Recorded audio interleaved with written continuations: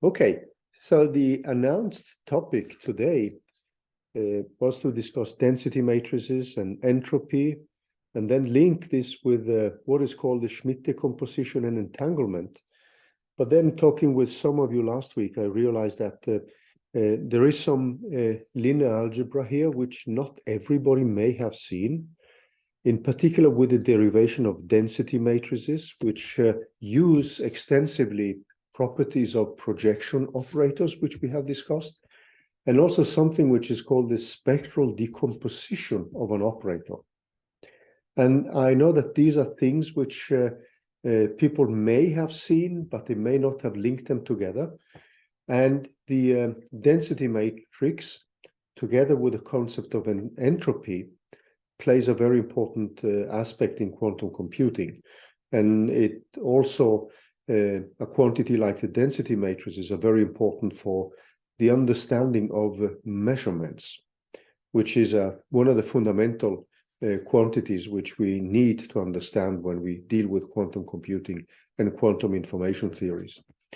So I was thinking today of more focusing on density matrices, and perhaps we get into entropy, and then we will rather start next time with the Schmidt decomposition entanglement. So that means that the reading recommendation here and also the slides which you see here are not fully relevant, because I was thinking of going more directly into topics like density matrices and just setting up the equations. But I think that most of you would benefit from a reminder of these quantities. So I'm going to go through some basic linear algebra together with the things like the spectral decomposition and properties of density matrices, and linking that with measurements. And then we go over to the definition of entropies, starting with classical entropies, and then we move over to quantum entropy. And this is the entropy, just to give you the kind of overarching view, is a way to visualize or quantify the level of unexpectedness. So the entropy is a quantity which is used to measure information content if you're doing information theory. For those of you coming from physics, entropy is a fundamental quantity in statistical mechanics and statistical physics. The equations are the same, and it's a way to quantify the likelihood which is connected with specific events. And what you do now is with entropy is to magnify the less likely ones. And if let's say all the states are the system is in the same state, then the entropy is equal to 0, because we just have one single state. So it's just a measure for what we might call the statistical unexpectedness. And this links well with the density matrices, and then further on with also the entanglement and how we try to quantify entanglement in a physical system. So keep in mind that entanglement is not unobservable.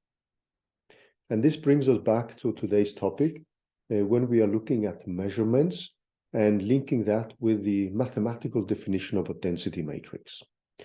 So I hope you will forgive me for not going directly into what I thought of doing this week.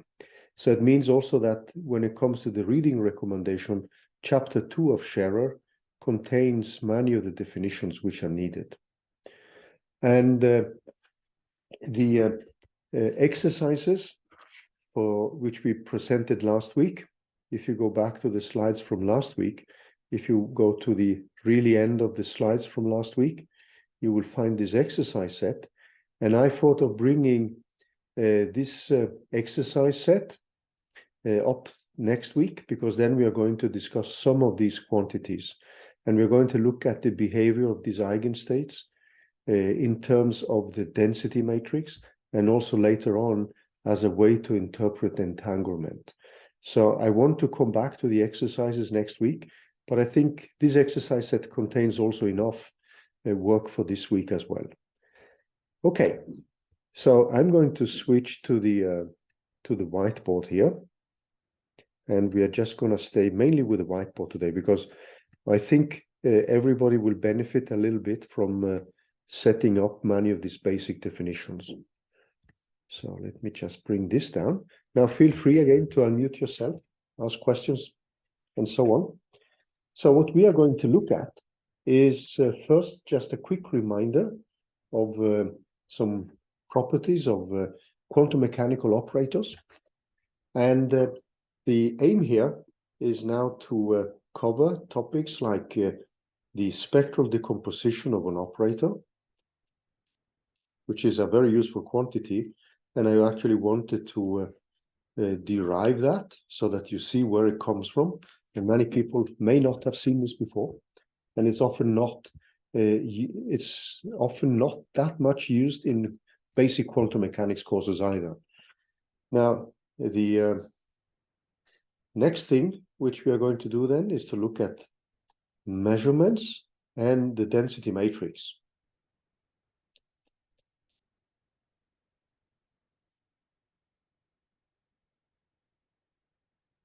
So one of the problems with quantum mechanics is that there is a lot of formalism before you get to the interesting stuff here. So but before we do that, let me give you a quick reminder of some of the things which we discussed in the previous 2 weeks. So this is a reminder about the quantum mechanical operators and their mathematical properties.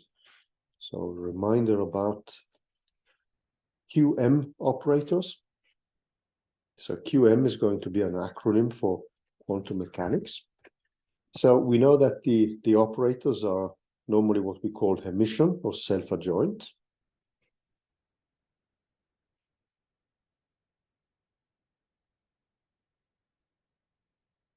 So I hope this is not too boring for some of you. So which means that if I take an operator A, this is now given by the transpose and Hermitian conjugate. So it's unitary. That's another property, which means that if I multiply A with A dagger, this is the same as A dagger times A, and this is equal to the identity matrix. And there's also another property which I don't like this word, but you will see that popping up in the literature. So people call it a normal operator, which means that the two matrices, they actually commute. And we know that if an operator has an eigenbasis, this operator A has an eigenbasis and another operator B commutes with that one, then they share eigenbasis. So quantum states, they are represented by vectors with which have unit length. And what we defined last time, we defined a basis, or what we call a computational basis, a basis of states I, which is in our case is a discretized basis of different quantum mechanical states, which can be eigenstates of that specific operator. And when we have that basis, this is an O and B basis, as an orthogonal and normalized basis, which obviously means that I and J is equal to delta Ij. Furthermore, we can now expand a new state in this basis. So these are some of the things which we have been discussing in the previous 2 weeks. So this is just a repetition here. And this is given by some overlap coefficient, which essentially represents the matrix elements of this operator A. But let's just call this overlap coefficients just for some unknown quantity alpha of I. And this is multiplied with the basis which we have here.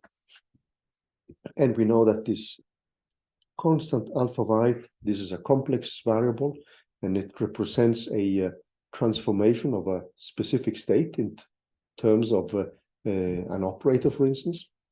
And these states are then given, these coefficients are then given by the overlaps between this state psi of alpha and the basis states. Okay, so if I now compute an expectation value with this basis state, or I look at the state psi of B, so I could now define this psi of B as a state on which we operate with this Hermitian operator times this state psi of A. So that means that this overlap here, which we have with psi of B, is then obviously going to be given by J with A multiplied with psi of A. And we can then reinsert the definition of psi of A as a linear combination of all these states. And then we would have a operator A. So sometimes I'm a little bit sloppy with putting hats on it, but in principle, I should put hats on operators since my bold facing in the written hand notes is not optimal. And then I have this alpha of I, and then I have this I here.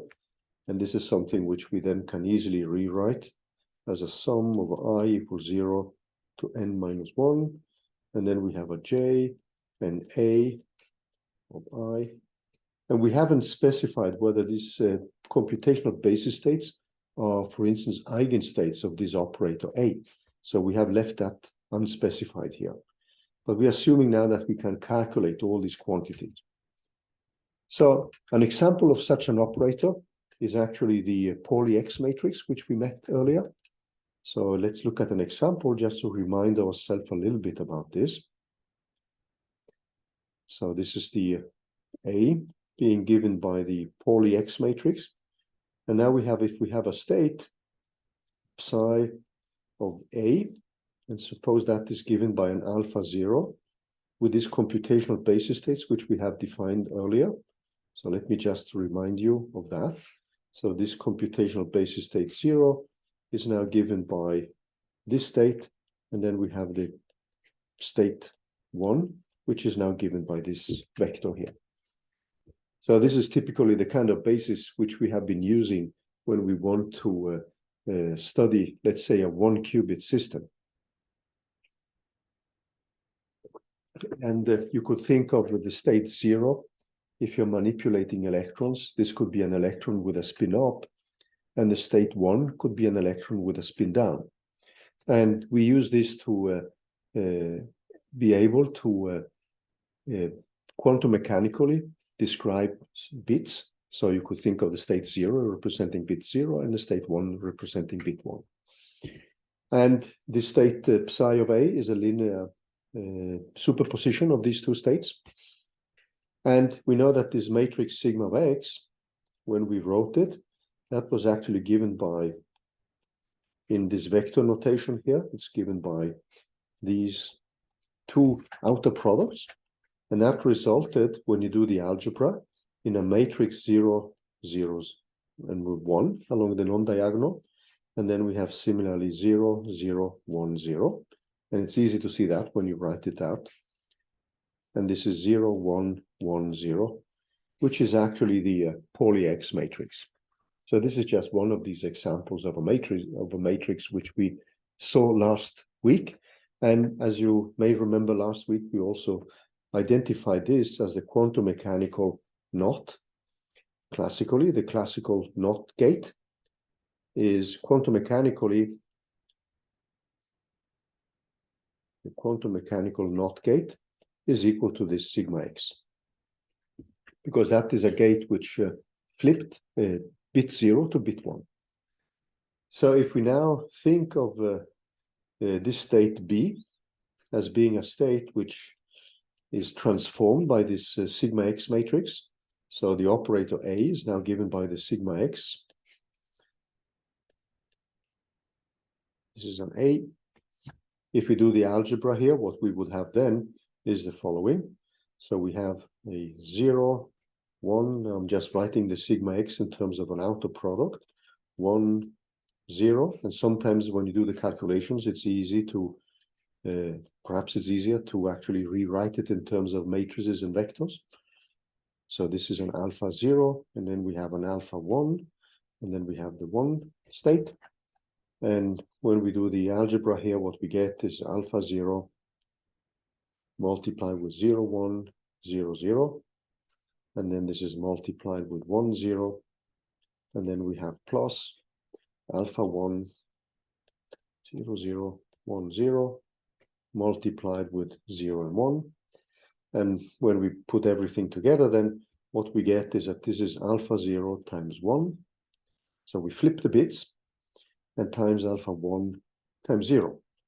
So that means that if we rewrite this in terms of a beta 0 of 0 plus a beta 1 of 1, it means that beta 0 is equal to alpha 1 and beta 1 is equal to alpha 0.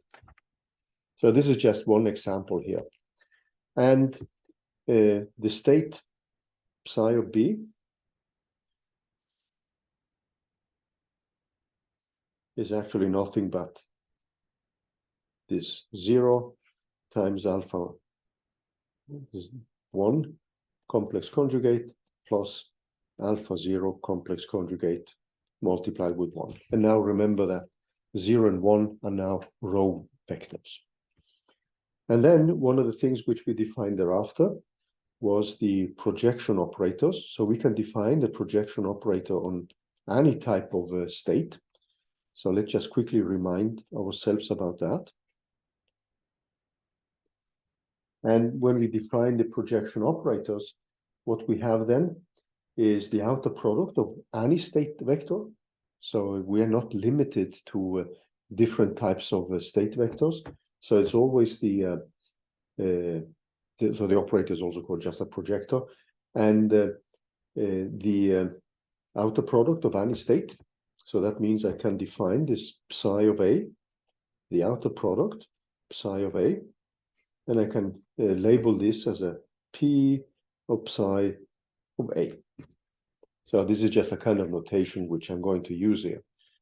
And this is an idempotent operator. And we saw that in the first week. So it means that P of psi A, if I square it, that's the same of P of psi of A. So there should be an A here. And also two projectors are orthogonal, or two projection operators or projectors, as they often called projection operators.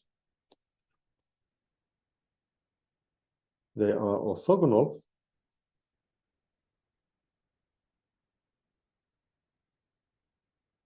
if I now have two of these operators, I take a P of A and P of B. If they act on a state psi of C, they are 0. They are orthogonal if that is the case. So that means that P, we normally rewrite this as a PA, PB equal to 0. And we met an example in the beginning, the first week. We had this operator we just called P, which was 0, 0. And then we defined another operator Q, which we defined as 1 and 1.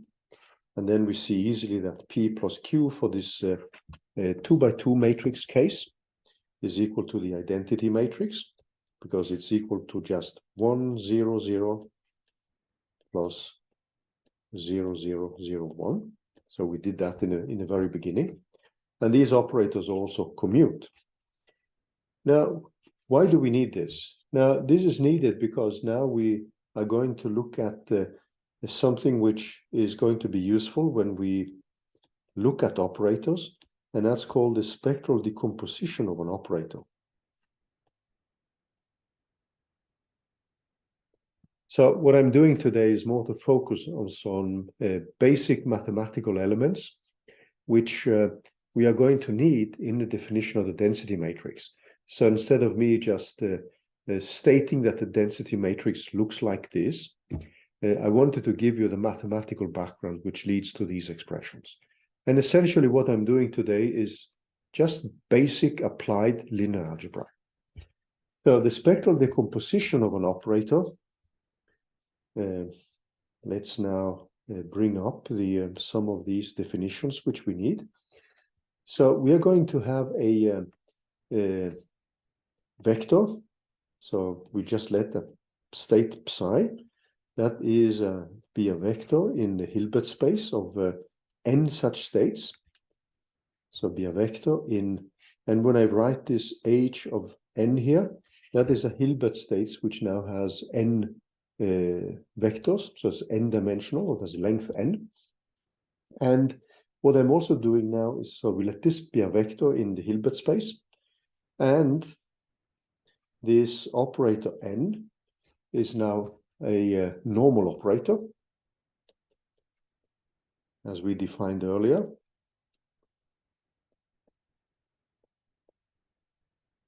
So let me just remind you what that means.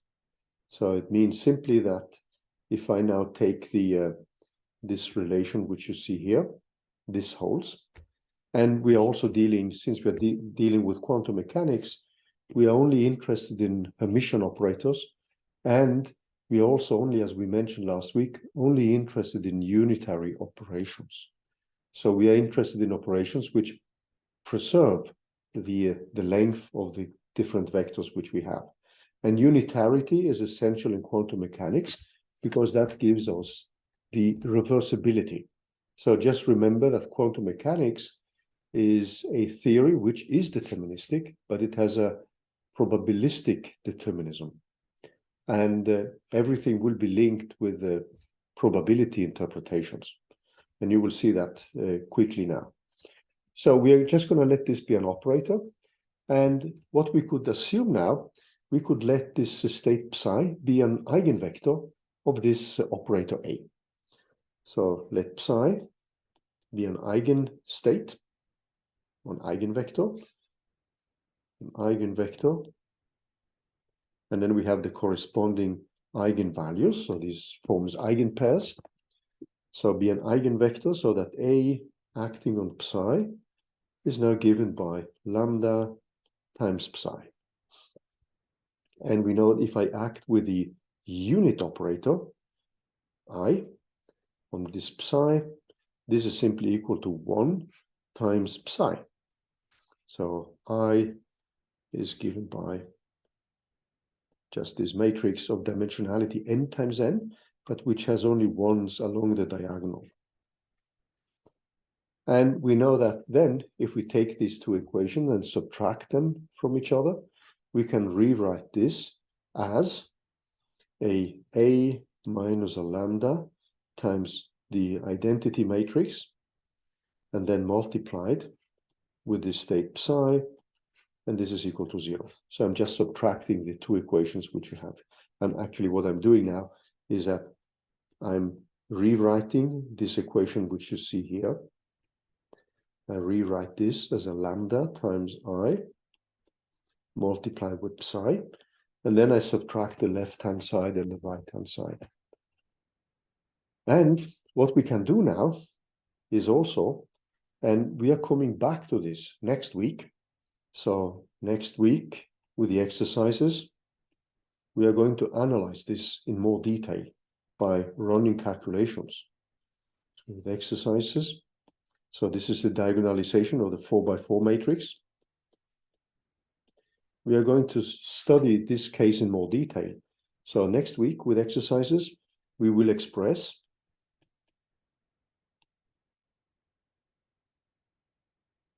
psi in terms of a computational basis. In terms, now we're going to do this just mathematically. So we're going to express psi in terms of an ONB, an orthogonal and normalized basis. And this is also a basis in the same Hilbert space as psi. And this basis psi is now given in terms of this orthogonal and normalized basis with a coefficient gamma of I multiplied with I here. So what we have now is that, again, this states I, this is our computational basis. So if we just have two states, this could be the state 0 and state 1, or the 1 qubit state.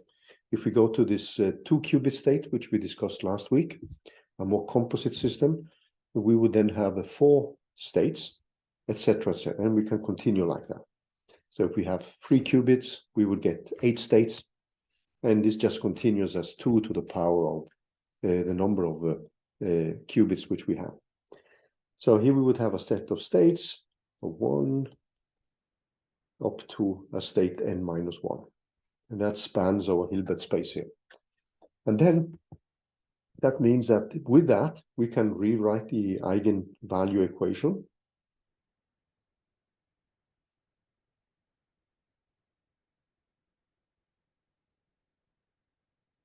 So this is normally then rewritten in terms of this orthogonal basis. And when we diagonalize the Hamiltonian matrix, which is in these exercise sets, so that would be the sub-exercise 5 and 6, where you're actually diagonalizing the system, we can then see how these eigen states develop as a function of the interaction strength in the exercise. So if you have time, please take a look at these exercises from last week, because we are going to discuss in more detail some of these technicalities next week. So this runs over the states gamma of gamma I multiplied with the orthogonal with the normalized basis states, and this is obviously equal to 0. And the matrix A has matrix elements A, I, J. And then when I take the lambda times I, this has obviously matrix elements delta ij given by the Kronecker deltas. And if I plug in that, this gives me an equation which I can rewrite in terms of these unknown coefficients, gamma, which you will get by diagonalizing. So I get an aij minus a lambda of delta ij of gamma I, and this is supposed to be equal to 0. And that normally means that if you want to have a non-trivial solution, then we need to have the determinant of A minus lambda times the identity matrix has to be equal to 0. And that's the standard setup of an eigenvalue problem. Now, where does this lead us to when it comes to a spectral decomposition? So the spectral decomposition, as I said, is a handy way of representing an operator. So let's now look at, after we've set up the eigenvalue problem, let's now look at the spectral decomposition. And that's something which will also allow us to rewrite the outcome of an experiment or a measurement in terms of this spectral decomposition of an operator. And later, as we will see towards the end of the next lecture, in terms of the density matrix. Okay, so what we're going to do now is also to remind ourselves that the eigenvalues of a Hermitian matrix, they are always real. So that's one very important aspect. But let's now say that we have a set of states now, which are eigenvectors of this matrix A, or this operator A. So let's now say that psi of A are eigenvectors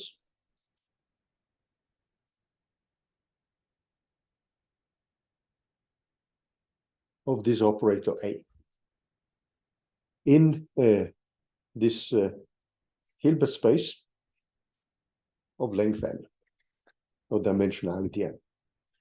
And what we can do then is to actually rewrite this state psi of A. We can always expand it in terms of another basis, I of 0. So if we know the states, if we found them from a diagonalization, we can always rewrite them in terms of a basis.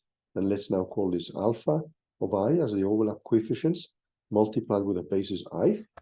So this is a new orthogonal. This is a new ONB. It doesn't need to be the same as the previous one. And we know that these coefficients, if we take the sum of I equals 0 to n minus 1 of alpha of i's squared, this sums to 1. We also know that if A is now acting on this state psi of A, then what we have is that this is given by I of alpha of I of A times I. And now we're assuming that A multiplied with this I is given by a lambda of I of I. So we assuming now that these i's are also eigenvectors of this basis of this operator A. So we can then rewrite this equation which we have here. If now the i's are eigenvectors or eigenpairs of A, we can rewrite this as a sum of I of alpha of I of lambda of I multiplied with I. Okay? So this is just nothing but a plain rewrite of what you guys have seen many, many times before. Now, if we now recall that the outer product of any state vector with itself, that is a projection operator. So if I define the outer product of this state, the product of psi of A, which we are going to call or label as P psi of A, this is the same as psi of A multiplied with its row vector, psi of A. And this is actually a projection operator. So it projects out itself. Then what I can do next is also to define a new projection operator, which I'm going to call for P of J, which now takes this basis, which is an eigenbasis of that operator A. And I can now apply this Pj on the state psi of A. And that's the same as having J multiplied with J. And then I have a sum over I equals 0 to n minus 1. And I have my alpha of I times I. And this gives us, when we now perform the different operations, we have a sum over I equals 0 to n minus 1. And I have my alpha of I have my J, and then I get my J and I. And we know that this one is simply given by delta ij because we have assumed that we have an orthogonal and also normalized basis. So that means that when we now look at this specific operation with Pj of psi of A, this is the same as alpha j multiplied with a state j. And we see that because this sum here simply reduces to alpha j times j here, due to the Kronecker delta and the orthogonality. So if I then look back to this operation which we defined earlier, so if I take A times psi of A, then psi of A is a linear combination of this orthogonal basis. What we have then is an I equals 0, n minus 1, and then I have an alpha of I of lambda of I of I. And now we see that we can actually rewrite that in terms of the following. So this is the same as I equal to 0 of n minus 1. And then I have my lambda of I. And this is multiplied with this operator P of I acting on psi way. Does that sound reasonable, guys? I hope everybody's convinced that that's okay. What have we put up here? So this is just playing a little bit around with the operators. And these projection operators are very handy because when we make a measurement, we're actually projecting out a specific component of the wave function.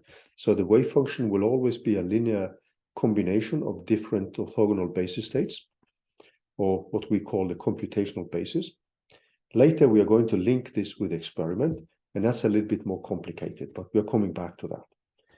So what you see now is that we can rewrite this operator A equal to I equal to 0 of n minus 1 of lambda of I, and then this projection operator P of I. And this is the spectral decomposition of a normal operator. So this is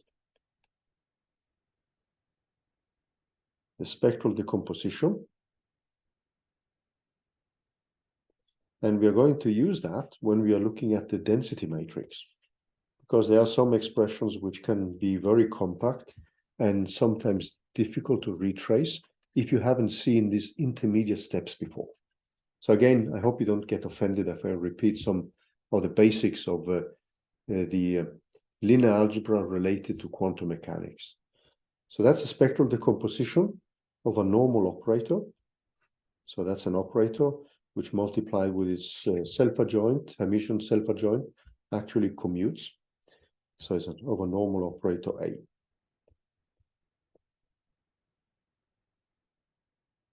And we have assumed then that this operator has an eigenbasis, corresponding eigenbasis. So this is true for any state, and it's normally independent of the basis. Now, if we now move to an observable, so an observable specifies an exhaustive measurement through its spectral decomposition. So we can then, when we are looking at observables, we will use the spectral decomposition so that observables are specified exhaustively, specified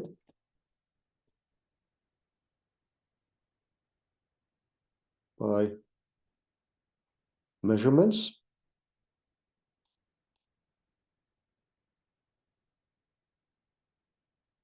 described by the spectral decomposition of a given operator. In this case, it should be the relevant operator, by the relevant operator. And now I want to use this quantity to define a measurement. And then we've done with a measurement, then we are going to introduce the density matrix. So there is a kind of logical hierarchy here. So we need the properties of Hermitian operators. We need the spectral decomposition. We use that to define a measurement. And this measurement can then, in terms of the spectral decomposition, be rewritten in terms of this quantity, which we are going to define as the density matrix, which we in turn are going to relate to entropies, which is an important way by which we classify the amount of information we have, and which again then links with entanglement. So there's a whole chain of arguments here which follow. Okay, so observables are specified by the measurements described by the spectral decomposition by the relevant operator. So let's take a look at that and go through the mathematics which is needed here. So we can look at this in a simple example, a 2x2 case. So suppose now that A has two eigenvalues, as lambda A and lambda B as eigenvalues.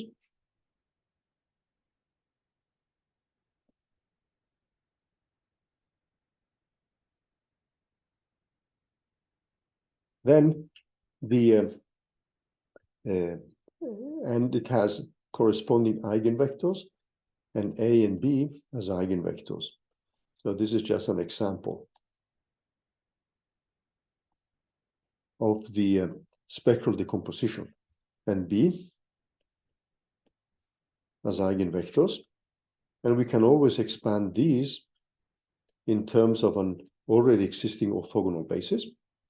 So we would have this A, we can describe that in terms of this basis with alpha 0, 0, plus alpha 1, 1. So that means that this state A is nothing but another unitary transformation of the original orthogonal basis. So this basis 0 and 1 is normally what we call the computational basis. But there is nothing which hinders us later to redefine a computational basis in terms of A and B. So we would have B then, which is simply beta 0 multiplied with 0. So when we diagonalize, as we will see next time, when we look at the technicalities in terms of the programs which we had from last week, you will then see that when we diagonalize, we get these coefficients alpha 0, alpha 1, beta 0, and beta 1. So in principle, we would just rewrite this A and B in terms of a unitary transformation which acts on the states 0 and 1. Okay, So what we have then, if we now rewrite this in terms of vectors, this is the same as alpha 0, alpha 1, as we did last time. And then we have a beta 0 and beta 1. And the projection operator P of A is nothing but A times as the outer product, which in our case simply becomes equal to alpha 0 squared. And then I have alpha 0 times alpha 1 complex conjugate. And similarly, alpha 0 complex conjugate times alpha 1. And then I have alpha 1 squared. And I get the same for P of B. So I'm not going to write it out. I mean, that's pretty obvious. That means that I can actually rewrite this operator A now, this operator which we have here, in terms of the eigenvalues and the projection operators. So I can actually rewrite this as a lambda of A times A of A plus lambda B of B times B. And this is something which I rewrite as a lambda of A projection of P of A plus lambda B of P of B. Sorry for that. That shouldn't be like this, but it should just be the operator P of B here. And it's actually pretty easy to see that this is the case when you now insert P of A and P of B, and you can then rewrite this easily in terms of that. So what we are going to switch to now is the measurement of observables, of an observable or observables. And we are going to use the spectral decomposition to define a measurement. And this is also going to be a kind of reminder of some basic concepts in statistics. So let's now bring up this topic here. So when we perform a measurement on a given state, then quantum mechanics actually postulates that mutually exclusive measurements and the outcomes of these, they correspond to orthogonal projection operators. So that's another way of rewriting the some of the basics of basic mathematics of a measurement. So what we are going to define now is a series of defined operators. These are projection operators, which now live in this Hilbert space, H of n. And these operators are now given by operators P0, P1, etc., up to Pm minus 1. And this m could be smaller or equal to the total dimensionality n. So we have a Hilbert space H of n here. And we can then define these operators in terms of the specific eigenbasis states, or the orthogonal and normalized basis states which we have. And then we are going to now also remind ourselves that if I sum from I equals 0 to n minus 1 of this P of i's, this is actually equal to 1. And the example which we have looked at earlier is the simple case with 0 and 1.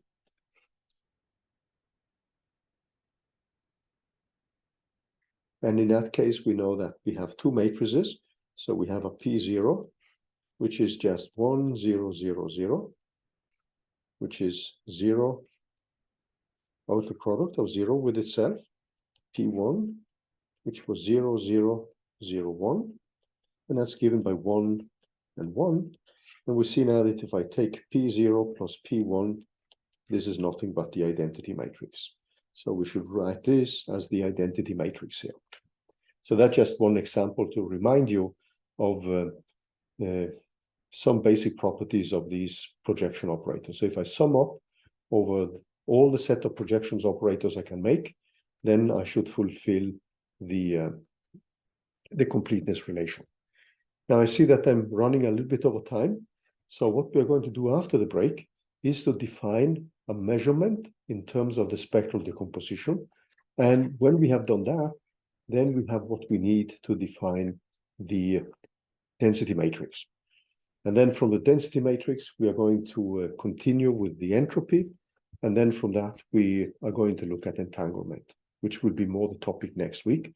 And next week, we're also going to look at this specific case, which we have in the exercises with a 2x2 and a 4x4 matrix, so that you can get some feeling with what these different linear algebra operations actually mean for a quantum mechanical eigenvalue problem. But now I'm going to put the recording on pause. So before the break, we went through the derivation of and the definition of the spectral decomposition, which is a handy quantity, which is useful now when we're going to look at the definition of measurements. So we have defined a set of projection operators. So the thing is now not that such a projection operator, when it acts on the specific state, it actually projects out itself. And one of the things which we discussed then, so if we have this state 0 and we act with P on this state here, this simply gives us the state 0. If I act on a state which I call psi of A, which is a linear combination of 0 and 1, what it does now is that it projects out, if I take P0, which is now defined in terms of this specific case, sorry, this is not the way, this is a small typo here, sorry for that, where we have defined P0 to simply project out the state 0. So if P0 acts on the state psi of alpha, this means that it just produces an output, which is alpha 0 multiplied with the state 0. So what we are saying then is that it projects out a pure state. A pure state means that there is no ambiguity of which state the quantum mechanical system is in. So we would typically call this a pure state instead of the previous one, which is a mixed state. So it means that as the output of a measurement, there is no ambiguity in which state we are in. So this is something which becomes important when we are going to continue our discussions about quantum mechanics and quantum computing. So this is a typical mixed state where we have a linear combination of the two computational basis states. And when we now perform a projection, which we can think of as a measurement, then we are able to determine which state or what is the probability of that specific state. And the probability for being in that state is actually given by psi of A, of pi, now P, mission conjugate, multiplied with psi of A. And we see now that this gives us simply alpha 0 squared, which is the probability of being in the state 0. So if we now have a given value, lambda of I, let's call that. So we want a specific probability, and this does not need to be the eigenvalue. So let's just probability of an outcome of a specific measurement, outcome of the ith measurement.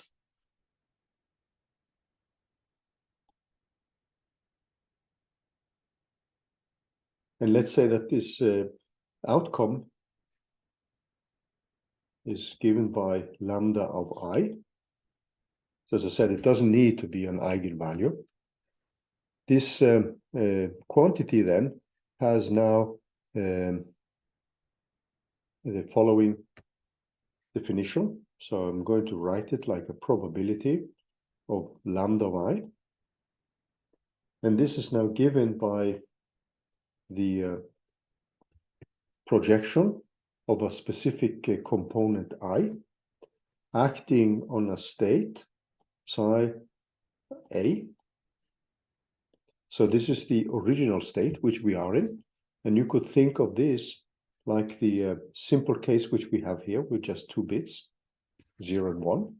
So you could think of your system being previously in this specific state psi of A, and then you perform a measurement, and then the system collapses to one of these states here. And then the probability, if we now use the quantum mechanical definition of it, is going to be given by this quantity here.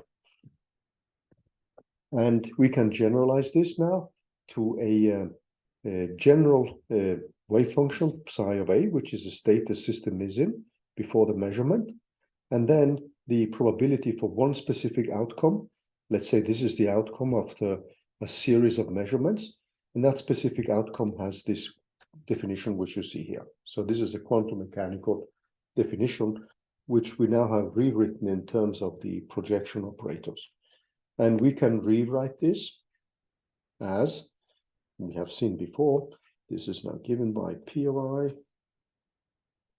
here, and psi of A. And this is again the same, since this is an idempotent operator, and we showed that earlier. This is the same as pi I squared, which again is the same as the operator P of I.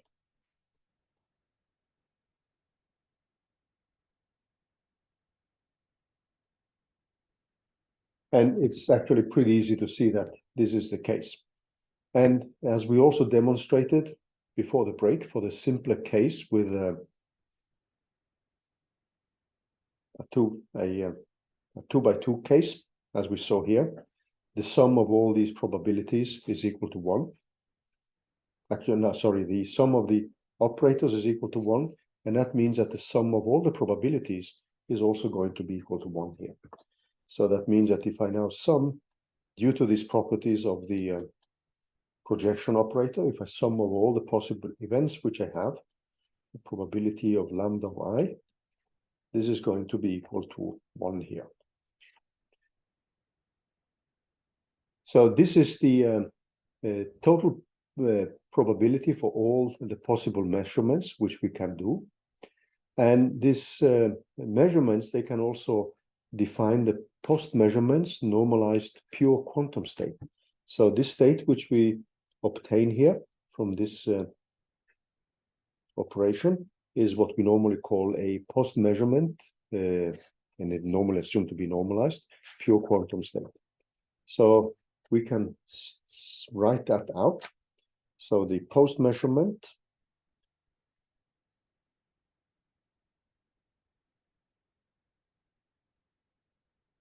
normalized pure quantum state. So there's no ambiguity about which state we are in. That's why we call this a pure quantum state.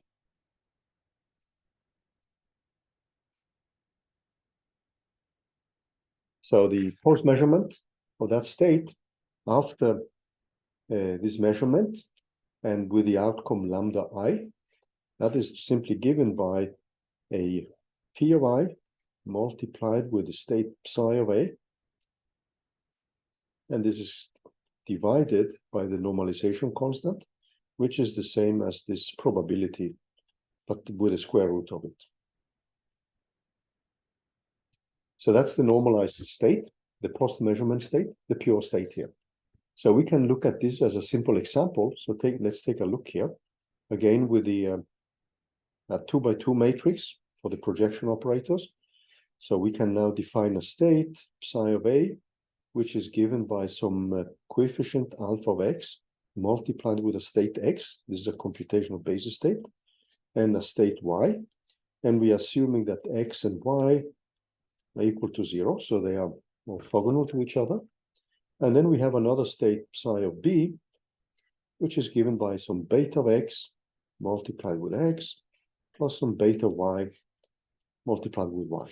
So I just use x and y now to break the monotony with the 0 and 1s, which you have seen again and again. And then I can define these projection operators, which are just the outer product with the states themselves. And then P of y, which is equal to y multiplied with y. And in our case, we have only two outcomes. So we could say now that the probability of psi of A is something which is equal to B. And then the probability, since the probabilities are normalized, and we have a binary system of events and outcomes, this should simply be 1 minus p. So if I now want to calculate the probability of a specific variable, lambda of x, of this psi of a, so this is lambda of x given psi of a.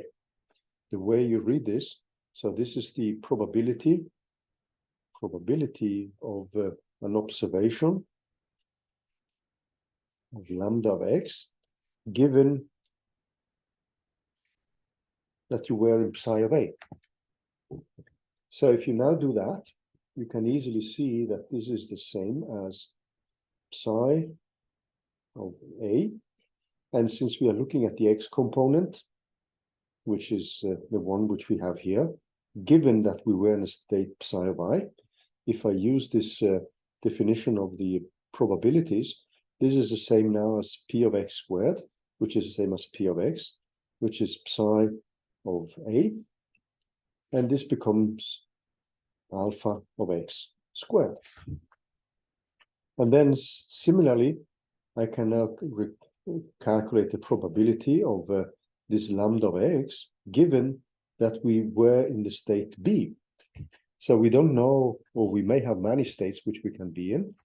And then every one of these can lead to a pure state. So psi of A and psi of B are mixed states. And this is then given by psi of B, P of X, or psi of B, actually P of X squared. And this is not unsurprisingly given by beta X squared. And then we could do the same thing with lambda of I. So that means that we are now looking at some specific variable which reflects this lambda of X or lambda of I. And then we can then calculate these probabilities for those specific observations. So if we take the single qubit system, let's do that. Since we now did X and Y first, let's repeat this with 0 and 1 as computational basis states instead of X and Y. So then we know that we have P0 is equal to 0 and 0. And P1 is equal to 1 and 1. So I hope you don't get annoyed by this kind of calculations here. But it's useful to get some kind of feeling for it. So if you take P of I of P, which is the same as P of I squared, which again is the same as the sum over P of I, so these are idempotent operators, you can easily see that this is equal to 1, because that's again given by these two simple matrices, 2 by 2 matrices, which sum to the identity matrix. So in our case, we can now look at a given linear combination psi, which is given by a coefficient alpha plus a coefficient beta times the bit 1 state. And then the probability of either 0, 1 is now given by the following. So we would have a P of psi of 0, like this. And that's nothing but psi multiplied with P0, P0, and psi here. And if we do the algebra, this becomes simply alpha complex conjugate, now a row vector, plus beta complex conjugate, row vector 1, and this is multiplied with 0 and 0. And we know that the 1 and 0 are orthogonal to each other. So that means that when we multiply 1 here with 0, that becomes 0.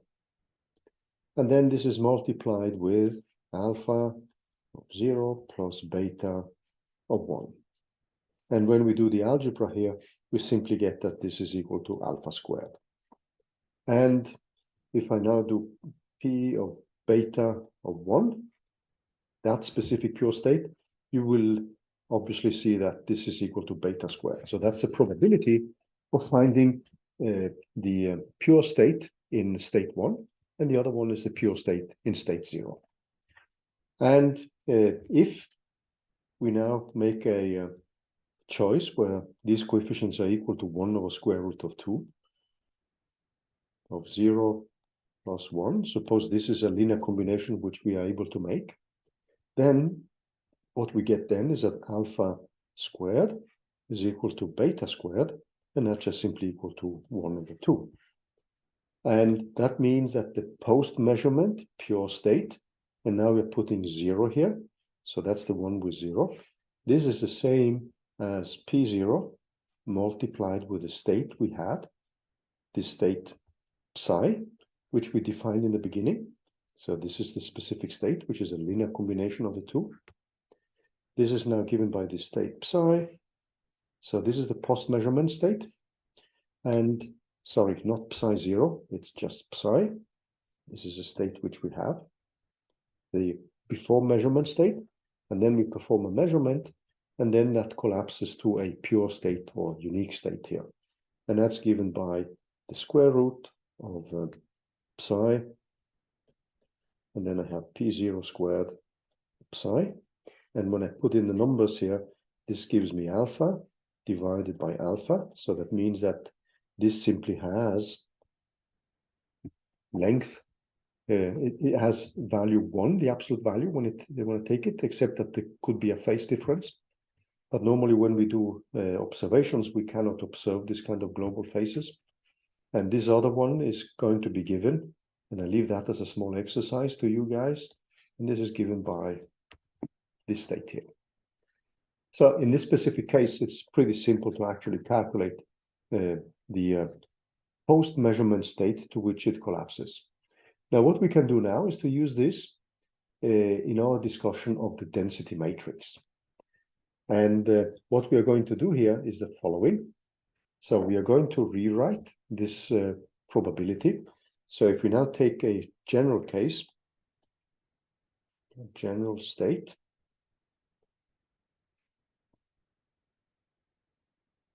which I just call psi of I of x. So it's one of these, and I want to measure the probability of this variable x here. So that means that I'm going to have a probability of psi of I of x. And this is going to be given by this measure, which we have defined, the psi of I. And now I have this operator which projects out this component x, and this p of x, and psi of I. So psi of I is obviously the before measurement quantity. And what we're going to show now is that we can rewrite this quantity in terms of a so-called density matrix. And this is what's going to come now. So we are going to, we can rewrite this, and I will show you that by an example. This as the trace p psi of I of x is the same as the trace of the following. So I have a p of x times p of x, and then I have a psi of I multiplied with its outer product here. So when I take the trace, so let's look at that with a simple example. It's actually not so difficult to see that you can rewrite the above quantity as that. So, but let's convince ourselves about this by looking at an example. So we go back to the same case we had previously, and we take this beta and alpha coefficients in front of the bit 0 and bit 1 state. And we know that the p of psi of 0, so that means the possibility of being in 0, is given by psi, and then we had psi 0 of psi, and we found that one in the previous example to be alpha squared. Now, if I now look at the matrix which I have, which I can make the outer product of psi,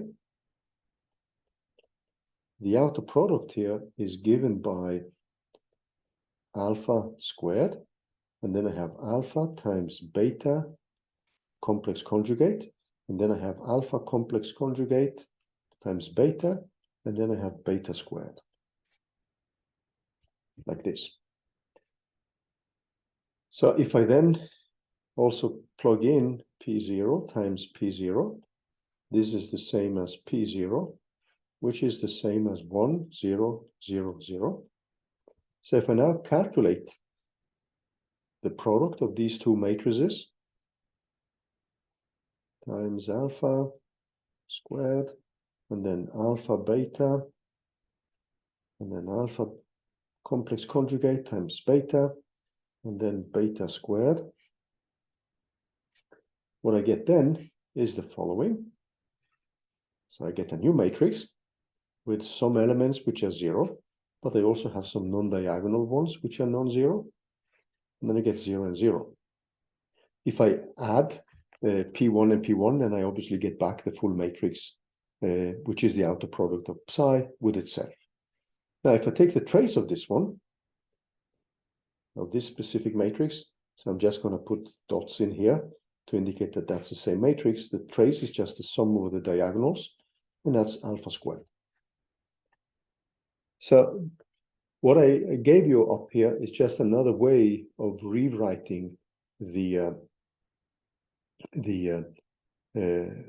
probability in terms of the trace of these projection operators multiplied with the outer product of the state which we have. So this should actually be an I here. I forgot to put the dot over the I here. Okay, so this is just a simple example which demonstrates this general statement that I can rewrite my probability of a specific outcome as a trace of this specific matrix, which is created then by the outer products, which again is nothing but a projection operator, but where we now project out a specific outcome x in a general term, but we could then just specify this like we did here. We now want to project out the state 0, and the probability for that is alpha squared, as expected. Any questions so far?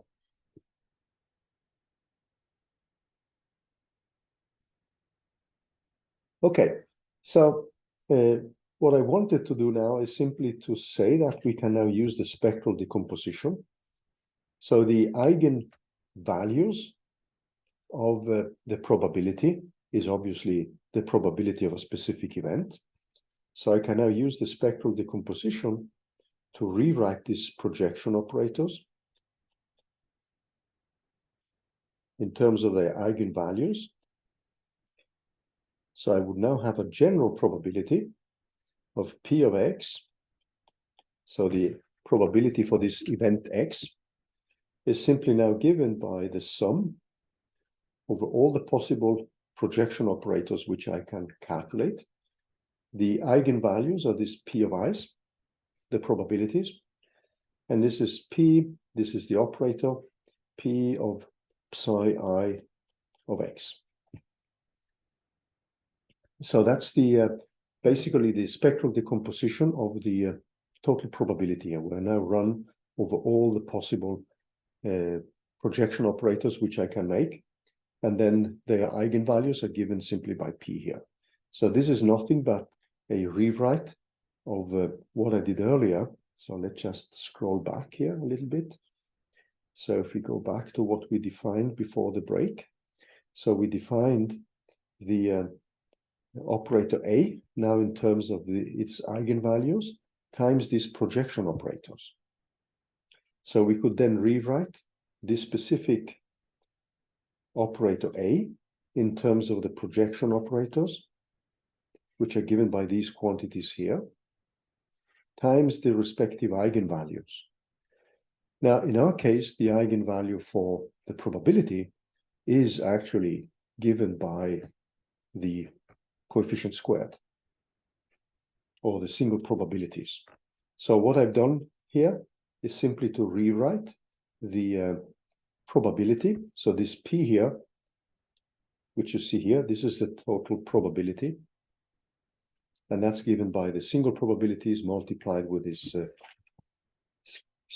the projection operators. Okay, now there's a kind of digression here you can think of.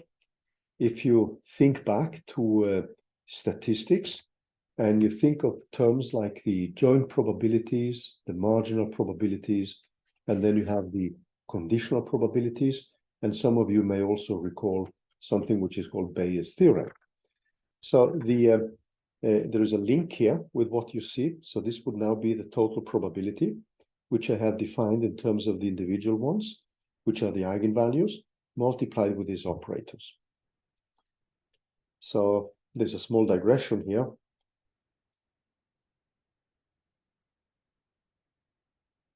So you have a link with probability theory or with statistics.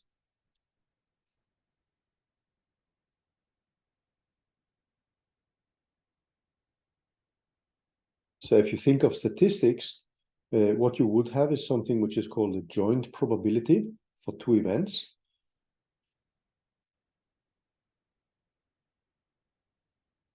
So if we take a series of outcomes, little x, which are element in the possible random outcomes, uppercase x, and you have a y, which is also in this uppercase y, the set of outcomes, then you would have the joint probability in this space of x and y, which is now given by x and y here. And if these are independent and identically distributed probabilities, if IIDs, then this P of x of y, of little x and little y, is simply given as the product of, since now they are identically distributed, so that means that just a probability P of x and P of y here. Alternatively, if they are not identically distributed, if only independent of each other, then we would have Pxy of x and y, which is simply the product of the different probability distributions. So one of these is an uppercase letter y, and the other one is a lowercase. So x as an argument is just one of the possible outcomes which you have. Then you may remember we have something which is called the marginal probability. So if we have a total probability for x and y, we may be interested in only the probability for x. And this defines what's normally called the marginal probability. So this is just a reminder of some basic concepts in statistics.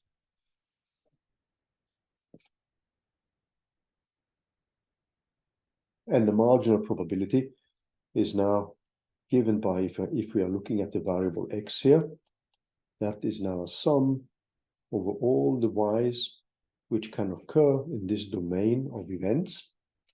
And this would now contain the sum over y only. So that's the definition of a marginal probability.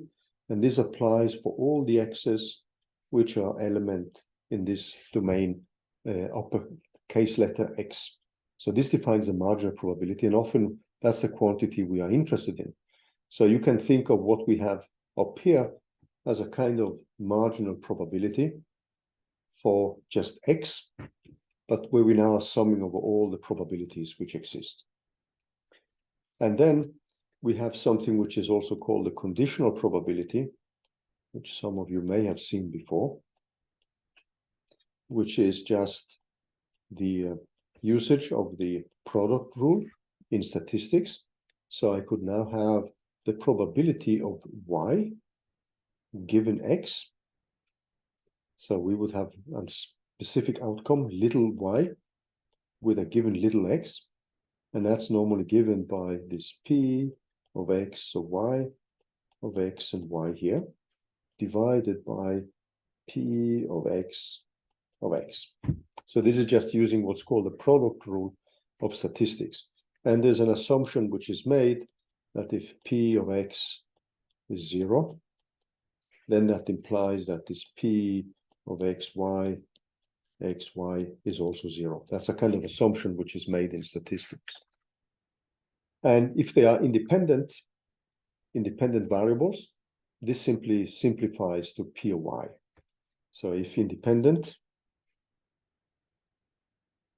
but not necessarily identically distributed, then this P of y given x, and I'm just stopping taking away the argument, this is simply given by P of y or y.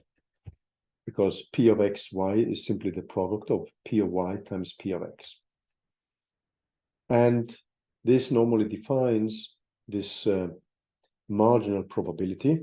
So this P of x of little x is then given as a sum over all the events which can occur in this domain with the conditional probability for P of X.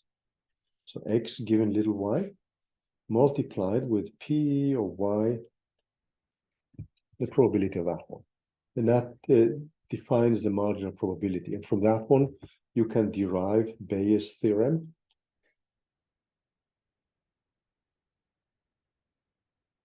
So I'm just setting up this as a small digression because these are things which we are going to encounter a little bit later when we also define entropy here. So what we would have then is a P of X of Y, the conditional probability for X given, so this is a lowercase x. I hope you can distinguish lower cases between upper cases here. And then you have a P, this is normally called the likelihood of X given Y, Y given X. And this is multiplied with a P of X, which is called normally the prior, the starting probability. And this is divided by the marginal probability for Y. So this was just meant as a small digression, but you see now that when you look at these expressions, you can now see that if you look at the probability of X here, this is given by some kind of likelihood multiplied with this probability here. So if you look at this equation for the marginal probability, which follows from the product rule, you could think of what you have here as the quantum mechanical equivalent of the same quantity. Now, if we now look at this expression which we have here, which just follows from what we saw above here, we can actually rewrite that one in terms of the projection operators and the probabilities. So now we can define this quantity which I promised you in the beginning of the lecture here, the density matrix, or just the density operator. So it's often called the density operator as well, because we can actually define this for any kind of normal quantum mechanical operator. So the Hermitian operators, which we normally encounter in quantum mechanics, we can think of any such operator. So we have a P of X now, which we defined as this sum over I, the probability P of I, and then we have the projection operator, which now projects out a specific component, C of I here. And we are now looping over all the basis states. So this is now something which we can rewrite in terms of this P of I, the sum of all the states which we have, which are defined in terms of these projection operators. And we can multiply that with a trace, because we saw that this quantity here is the same as that trace. So we would now have a P of X here, multiplied with the state psi of I times psi of I. And this is something you will encounter in terms of the trace over the matrix P of X. So this is normally written often in a more compact way like this, and multiplied with this rho, and where the rho is now simply the probability P of I multiplied with these projection operators psi of I here. And this runs over all the possible states which we have in the Hilbert space. And this is the density matrix. So that's the expression which we are going to use now when we are going to derive entropies, and also perform studies of entanglement. So this is the basic quantity, and this can be defined for any state which we are interested in. So before we conclude today, I just wanted to link to Scherer's book. Not Scherer. So that's one of the books which I tend to link to. And this is now section 2.3. And here is the basics of a density operator. So you can define a density operator which acts on a Hilbert space, Hn, that has the following properties. So the density operator, this is actually a kind of theorem. The density operator rho on a Hilbert space, on the Hilbert space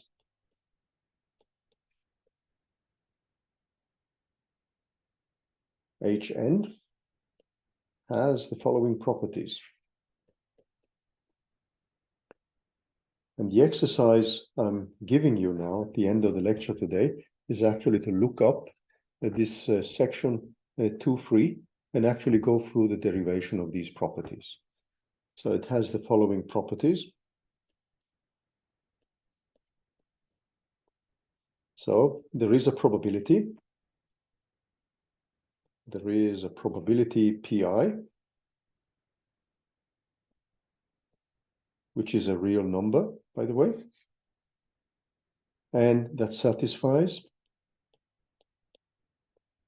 So if this is a probability, it has to satisfy specific rules for probabilities. So P of I should be less, larger, equal than 0. We don't know how to define negative probabilities. I don't know how. If I sum over the domain of all the events, this is a discrete sum of P of I. This should sum to 1. If we have a continuous probability, then we obviously have to integrate over all the possible events in the domain. And we also have an orthonormal basis, and O and B, which is a C of I, which also lives in this Hilbert space, such that this rho is equal to a sum of I, and this is a set of states which now live in this Hilbert space. We have this probability P of I, psi of I, and psi of I. And this is normally rewritten then in terms of this P of I, and then this operator P psi of I, the sum I. It has the properties, and these are derived in this section, that 0 is larger, no, rho squared is larger or equal than 0, and this is less than equal than rho. And it also has the property that its norm of rho is less or equal than 1. And you can then write out the state of the system after a measurement. So the density matrix after measurements. So after measurement, and I leave that as a small exercise to you guys to both look up this section 2.3 and go through the proof of this theorem. And the state after measurement, we can actually define this rho of x after the measurement as this P of x times rho times P of x, and this is divided by the trace of P of x multiplied with rho. So where rho is the full density matrix, and this rho of x is just a pure state which the system collapses to. So if the state of the system is given by a density operator rho, then the probability, so if we have been able to express things in terms of so if the state of the system is given by rho, so we use that one to define it, then the probability for this measure of outcome x with this given density matrix, which now describes a given state of the system. So this rho here could then be the ground state of the system. And that would be expressed in terms of this basis which we have. So next week, when we are going to look at the calculations of the density matrix, we are going to, if we have rho for a state, and this could be any state of the system we are observing, then we can actually define this specific probability of an outcome. So this is the probability of a specific outcome.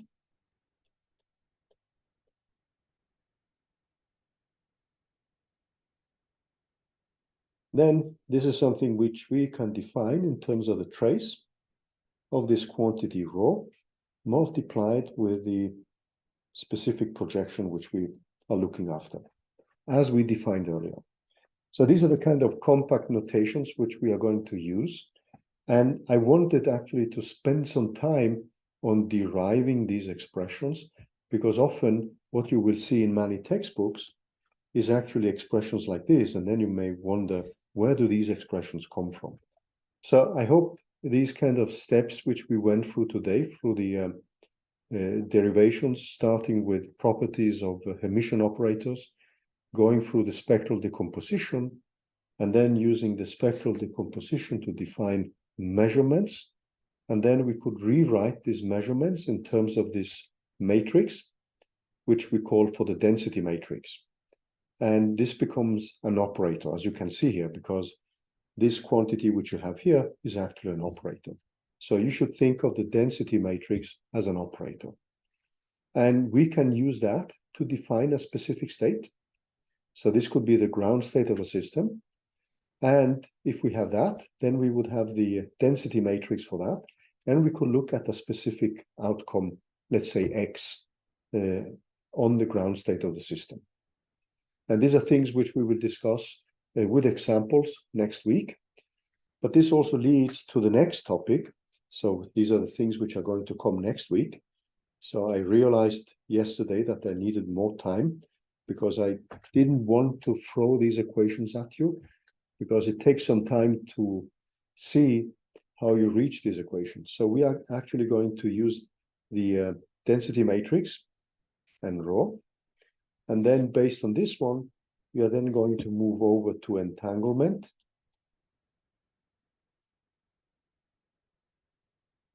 And a technicality which is called the Schmidt decomposition. So this is just a technicality, but the entanglement is the more important aspect. But what we've done now enters the definition of entropy. And we are going to start with a definition of the classical entropy, and then we move over to quantum mechanical entropies.